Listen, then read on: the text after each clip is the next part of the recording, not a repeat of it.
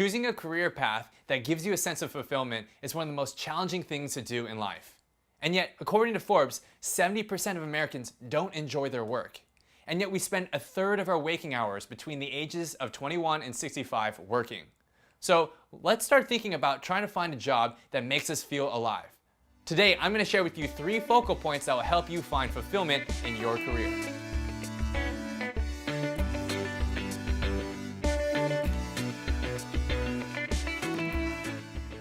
Hey, Matt here with The Leadership Perspective, and in this channel we talk a lot about leadership and personal development tips and strategies. So if you're new, consider subscribing.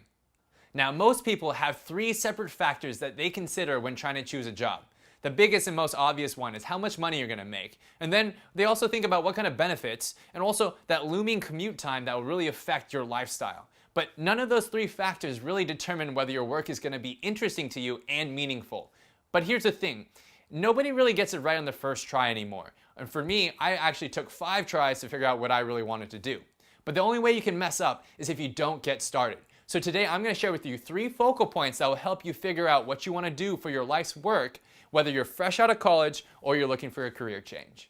Now, the first thing you're going to want to think about when choosing your career is what are your interests? And it's best to go back to the basics. So start to think about what school subjects you really enjoyed.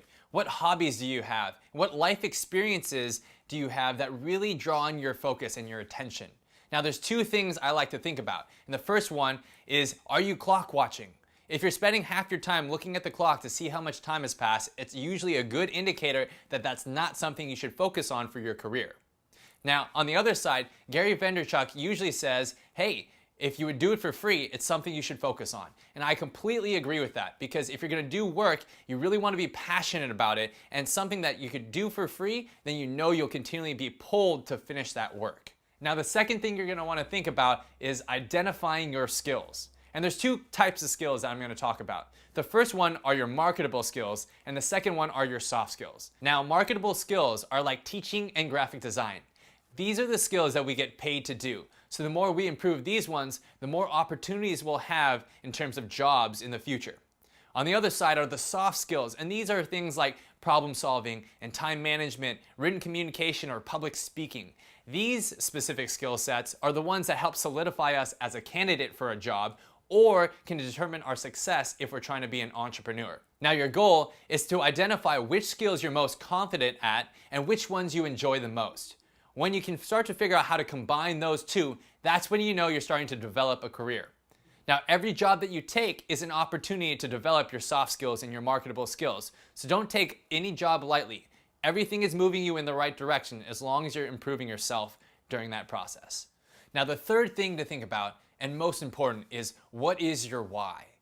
Now, obviously you're going to think about how are you going to benefit from your work, but how will other people benefit? How will your family benefit? How will the world benefit from what you're trying to do? The bigger your why, the stronger the pull or that motivation to complete your work will be. And I'll give you an example. When you walk down the street and you see someone who's homeless, and say you decide to give them a couple bucks, they benefit because they're getting the dollars, but you get this great sense of fulfillment by doing that sense of or act of kindness. So the same thing applies to what we do for our career. And the more we're helping other people, the better we feel about the work that we're doing. So combining your interests, combining what you're confident at and your skills and how you're helping other people is the real key to figuring out what you're trying to do for your life. So I hope you guys can figure that out, take those 3 things, and move forward with your career.